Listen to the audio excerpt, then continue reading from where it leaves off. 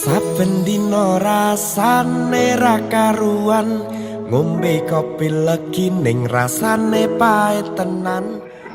Assalamualaikum warahmatullahi wabarakatuh. Apa kabar Manji? Ya kabari. Di belakang kita udah ada bis JHT yang akan bawa kita muter-muter kota Jogja, tapi kali ini agak sedikit berbeda. Di episode sebelumnya, di rekaman sebelumnya itu kita siang. Nah ini kebetulan malam dan war tiketnya emang sempat nggak dapet. Namun alhamdulillah ada orang yang mengundurkan diri dengan manisnya itu berjam-jam. Padahal tadi hitungan detik langsung habis. Nah, kira-kira kita mau kemana hari ini? Yuk, kita ngider-ngider.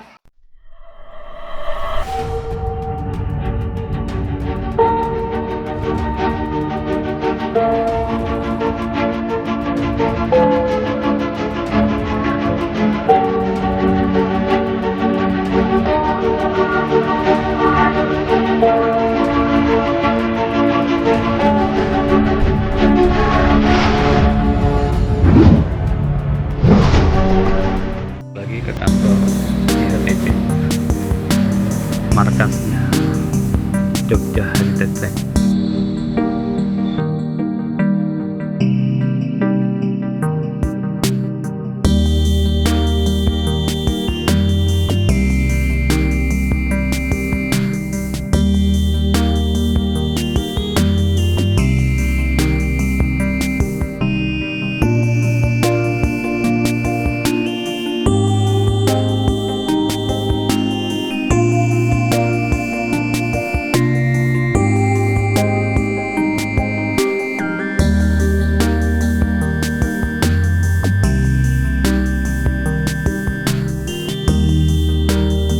Dan mohon izin memperkenalkan diri, nama saya Yusuf Adnasyuada, teman-teman boleh panggil saya dengan nama Adi atau Mas Adi. Di sini saya sebagai dokter yang bertugas mendampingi teman-teman sekalian selama pelajaran atau selama kegiatan belajar.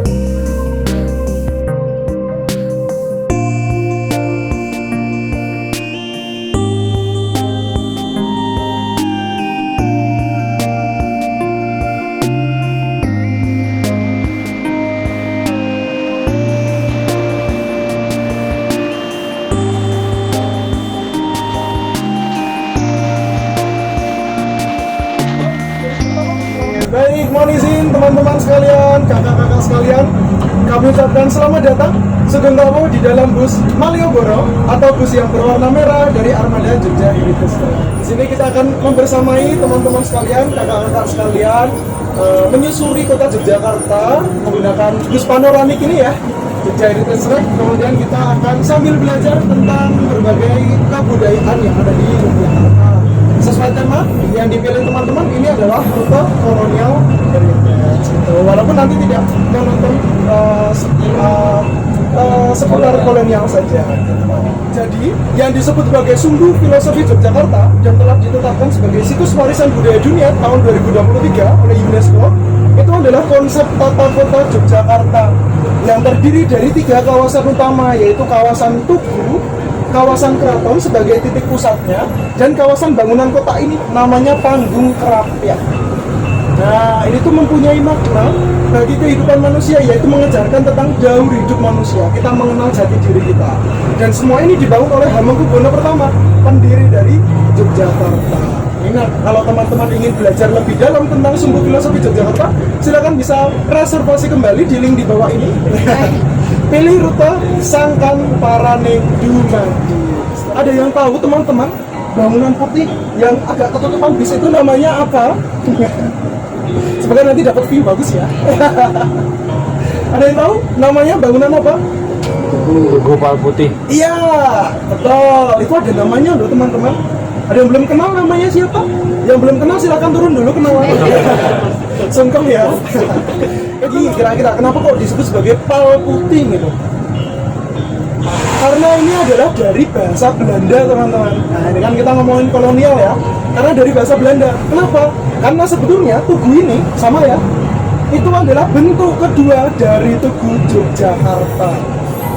Ini yang membangun atau yang mengarsiteki, ya kalau yang membangun di masa era Hamengkubuwono ke-7, yang mengarsiteki ini seorang Belanda teman-teman, namanya Van Brussel. Van Brussel ini membangun Tugu Yogyakarta dengan gaya arsitektur Eropa. Dia menamakannya sebagai The Witpal atau The Wittepal. Artinya adalah tiang putih. Kemudian masyarakat Jogja menyebutnya sebagai Tugu Pal Putih. Sebetulnya ini adalah bentuk kedua dari Tugu Yogyakarta. Kalau ada bentuk kedua, berarti ada bentuk pertama. Bentuk pertamanya seperti ini, teman-teman. Teman-teman bisa melihat nanti di sebelah kanan, pojok kanan, itu ada replika tugu bentuk pertama. Hanya kecil ya. Kalau yang asli, yang dinamakan sebagai Tugu Golong Gile, dan dulu posisinya juga tepat di tengah-tengah itu dulu tingginya 25 meter. Gitu. Dan kalau tugu bentuk kedua ini hanya 11,8 meter. Setengahnya. Kok bisa berubah bentuknya? Ada yang tahu? Mirip. Iya, karena gempa. Jadi memang Yogyakarta ini sering diguncang gempa ya. Kemarin ada yang ngerasa gempa? 6,4 ya. Nah, tahun 1867 Jogja diguncang gempa berkekuatan 7,5 sehingga menghancurkan Tugu Golong Gile yang bertinggi 25 meter. Nggak percaya kalau 25 meter? Silakan bisa dilihat ini di sketsanya ini. Ini yang membuat sketsa ini orang-orang Belanda. Ini ada sesosok kecil, ini manusia. Sehingga ditaksir tingginya ini 25 meter. Karena puncak Tugu Golong Gile itu dari keraton itu bisa kelihatan. Nah, itu di pojok kiri ada tugu kecil tulisannya Golong Gile, itu adalah replika bentuk pertama. Nah, teman-teman, di masa kolonial Belanda zaman dulu, jalan ini yang sekarang dinamakan sebagai Margo Utomo, ini dulu dinamakan sebagai Tugu Wek atau Tugu Wek. Tugu tulisannya Tugu, ejaan lama, Wek itu tulisannya WEG. Artinya adalah jalan perekonomian, karena memang kanan kiri jalan ini tuh dulunya merupakan pertokoan seperti ini yang banyak dimiliki oleh orang-orang Belanda. Salah satunya yang ada di sebelah kiri kita, teman-teman. Nah, ini yang sekarang menjadi toko oleh-oleh ya. Mana sih? Ini toko oleh-oleh ini. Ini dulunya adalah toko alat musik di era kolonial Belanda. Namanya Nelson & Co. Gitu. Yang sebelumnya tadi, yang sekarang menjadi kantor kedaulatan rakyat, itu dulunya adalah showroom mobil dan juga pabrik sabun. Di era kolonial Belanda. Sebentar lagi kita akan memasuki kawasan Stasiun Tugu yang merupakan stasiun kedua di Yogyakarta. Di sebelah kiri kita, ini dulunya adalah bekas dari Hotel Tugu. Seperti ini, teman-teman, bentuknya. Nah, ini yang di belakang ini, nah itu sudah kosong ya, karena sudah tidak terpakai. Ini dulunya adalah sebuah hotel berseberangan dengan Stasiun Tugu yang merupakan stasiun kedua di Yogyakarta. Stasiun yang pertama di mana? Lempuyangan. Dan dulu, teman-teman, sebetulnya dari Tugu ke arah keraton itu bisa lurus terus. Tapi karena Belanda itu membangun ini rel kereta api ini, di sebelah kanan kita ini namanya rel kereta api ya. Ya barangkali nggak tahu namanya rel kereta api. Ini sehingga mengharuskan kita harus muter dulu. Dan sekarang muternya tambah jauh. Lewat mana? Lewat. Ya, ada yang tahu alasannya kenapa? Karena jembatannya mau rubuh. Iya, jembatan apa namanya, Kak? Ini Ya, orang Jogja ini ayo apa? Iya, jembatan Kewe. Ada yang mengatakan juga jembatan Kewe itu adalah rel kereta api yang ada di atas itu. Tapi secara dokumen yang kami temukan, yang disebut sebagai Kewe itu adalah jembatan yang ada di sebelah selatan tadi itu. Kenapa kok dinamakan Kewe? Karena itu adalah pengucapan bahasa Belanda yang sulit diucapkan oleh orang Jawa. Berasal dari kata kerwek atau kerwek. Sulit ya. Saya orang Jawa jadi agak sulit juga. Ker itu tulisannya KERK, artinya gereja, merujuk pada gereja yang ada di sebelah kiri kita ini, Gereja Santo Antonius yang sudah berusia 100 tahun juga. Kemudian wek, masih ingat WEG tulisannya, artinya adalah jalan. Orang Belanda dulu menamakan jembatan tersebut atau jalan tersebut sebagai kerwek, artinya adalah jalan gereja. Orang Jawa sulit mengucapkan kerwek, kemudian menjadi kerwek. Nah, kawasan Kota Baru ini yang sekarang kita lewati Kalau dari peta ini Kak, ini peta Belanda tahun 1928. Ini kawasannya berdekatan dengan stasiun Tugu. Ini dulunya adalah hunian elit orang-orang Belanda. Sehingga jangan heran rumah-rumah di sini yang berbentuk rumah-rumah loji atau rumah-rumah Belanda itu gede-gede. Karena dulunya adalah rumah-rumahnya para konglomerat Belanda yang tinggal di Yogyakarta. Para pengusaha, para pejabat, kemudian para pemegang saham pabrik gula.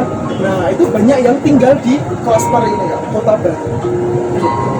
Pada awalnya, orang-orang Belanda itu tidak tinggal di sini, tapi tinggalnya di sekitaran titik 0 km Yogyakarta. Kemudian ke kawasan Bintara.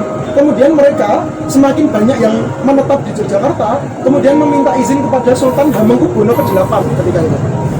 Oleh Sultan Hamengkubuwono ke-8 diizinkan membangun pemukiman di kawasan ini yang kita kenal sebagai Kota Baru. Kenapa disebut sebagai Kota Baru? Karena ini juga dari bahasa Belanda, yaitu Nieuwit atau Nieuwit, artinya Kota Baru.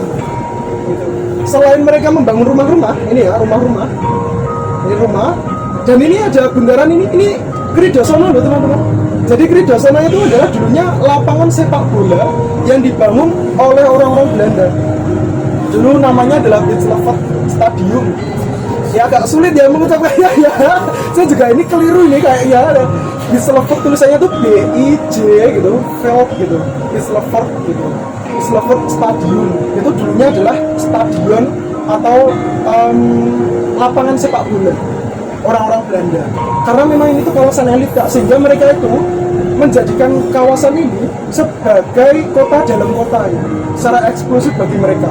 Kayak PIK 2 lah ya. Ya, selain rumah, mereka tuh membangun banyak sekali penunjang kehidupan, sarana penunjang kehidupan. Salah satunya ini Kridasana sebagai sarana olahraga.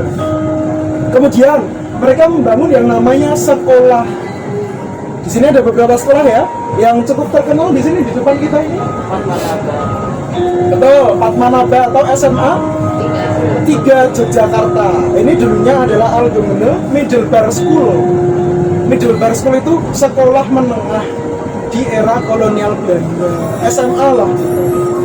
Dan biasanya kalau sudah lulus dari Middelbar School ini, dia akan meneruskan, kalau tidak ke Belanda, dia akan meneruskan di Stovia. Stovia itu yang menjadi cikal bakal Fakultas Kedokteran UI atau ke ITB.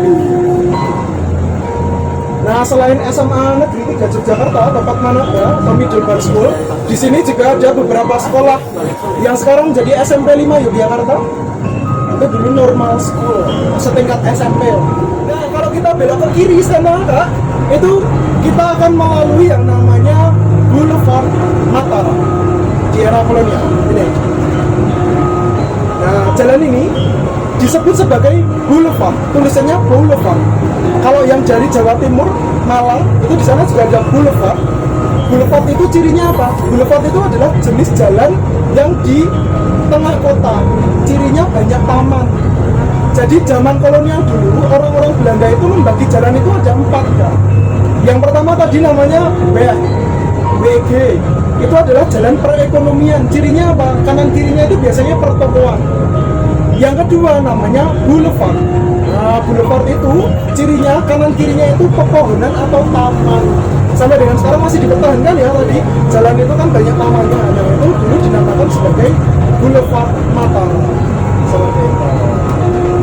Termasuk salah satu rumah yang masih bergaya Indis itu yang ada di depan kita ini sekarang jadi Copy Legend.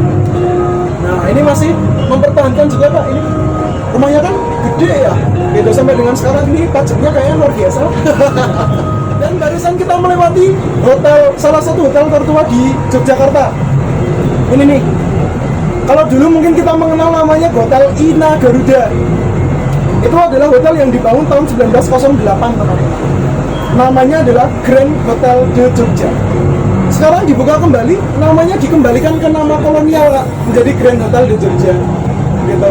Ini memang sering banget ganti-ganti nama, kayak nggak punya jati diri ya.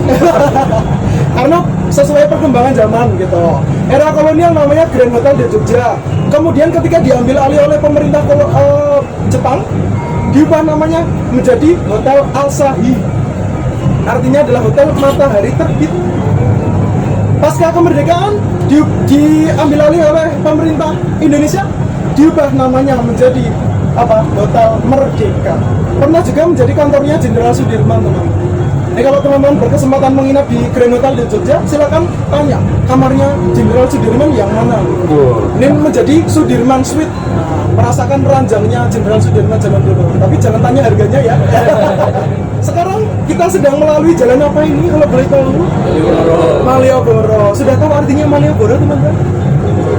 Ini memang banyak versi ya. Salah satu sumber itu mengatakan Malioboro ini berasal dari bahasa Sanskerta, yaitu berasal dari kata Malyabara. Malyabara itu artinya adalah jalan untayan bunga. Nah, kenapa? Karena kanan kiri ini ditanami pohon soka dan juga dua pohon yang jenisnya sama. Ada yang tahu pohon apa? Kanan kiri ini kan sama semua tuh pohonnya. Apa? Yang ini? Pohon asem, betul. Yang kedua, pohonnya daunnya gede-gede. Gayam. Nah, kenapa dua pohon ini yang ditanam di sepanjang jalan ini? Karena ini ada makna filosofinya. Asem itu berarti nyengsemake atau kesengsem. Kemudian gayam itu mempunyai makna ngayomake atau mengayomi. Kenapa? Karena ini adalah sebuah pengingat bagi sultan sebagai seorang pemimpin itu mempunyai tanggung jawab dan beban untuk menyenangkan dan mengayomi rakyat. Sehingga yang ditanam adalah pohon gayam dan pohon asem. Karena jalan ini yang sedang kita lalui ini itu dulu juga dikenal sebagai marga raja. Marga itu artinya jalan, raja itu merujuk pada sultan atau jalannya sultan, sehingga dihiasi dengan pepohonan. Baru saja kita melewati kampung pecinan pertama di Yogyakarta, teman-teman, namanya Kampung Ketandan. Sebentar lagi ada perayaan Imlek, ada festival Imlek ya, teman-teman. Dan jalan yang sedang kita lalui ini sudah bukan Malioboro loh, teman-teman. Ini namanya Jalan Margomulyo. Batasnya di mana? Batasnya berada di perempatan Pajaksa. Wah, tidak terasa kita sudah sampai di teras Malioboro 1. Sudah pernah ke sini? Sudah. Berarti kita lanjut aja.